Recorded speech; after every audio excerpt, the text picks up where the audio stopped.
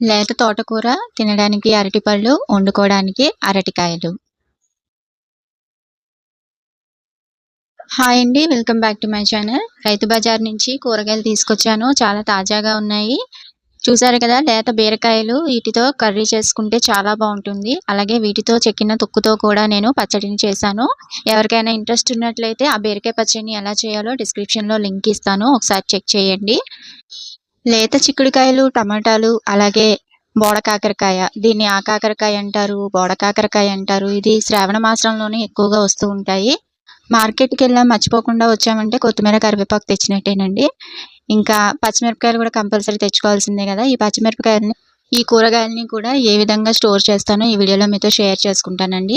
చూసారు కదా! పచ్చిమిరపకాయలు ఈ విధంగా మనము ఫ్రిడ్జ్‌లో స్టోర్ చేసినట్లయితే పైన ముచ్చు నుంచి కుళ్ళిపోవడం మొదలుపెట్టి మొత్తం అన్నీ కూడా కుళ్ళిపోయే ఛాన్సెస్ ఉంటాయి కాబట్టి వీటిని కవర్‌ని బ్యాక్ ఫోల్డ్ చేసుకొని ముచ్చులు తీసినటువంటి ఈ పచ్చిమిరపకాయలని కవర్‌లో వేసేసుకోవాలి. ఇక్కడ మీకు ఒక విషయాన్ని చెప్పాలనుకుంటున్నానండి. మనము కూరలో కారాన్ని వేసుకుంటూ ఉంటాము. పచ్చిమిరపకాయలను కూడా వేసుకుంటూ ఉంటాం కదా! కారానికి బదులుగా పచ్చిమిరపకాయలని ఎక్కువగా తీసుకుంటే మంచిదటండి. విషయం తెలిసిన వారు నాకు తప్పకుండా కామెంట్ చేయండి.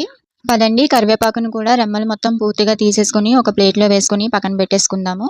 ఇలాగా విడదీసినటువంటి ఈ కరివేపాకు రెమ్మల్ని కూడా ఒక కవర్ తీసుకొని కవర్‌లో చక్కగా అడ్జస్ట్ చేసేసుకొని మొత్తం కరివేపాకు పూర్తిగా అందులో పెట్టేసుకున్న తర్వాత పైనుంచి ముడివేసుకొని క్లోజ్ చేసేసుకొని పక్కన పెట్టేసుకుందాం.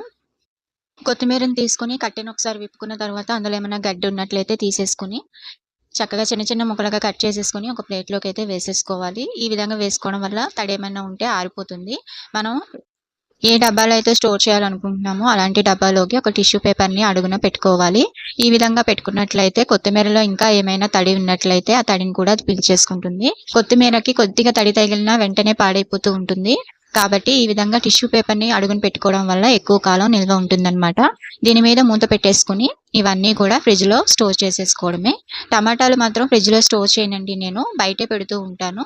కాబట్టి నేను ఏ విధంగా కూరగాయలని స్టోర్ చేస్తున్నానో మీతో షేర్ చేసుకోవాలనిపించింది. అందుకే ఈ వీడియో షూట్ చేశాను.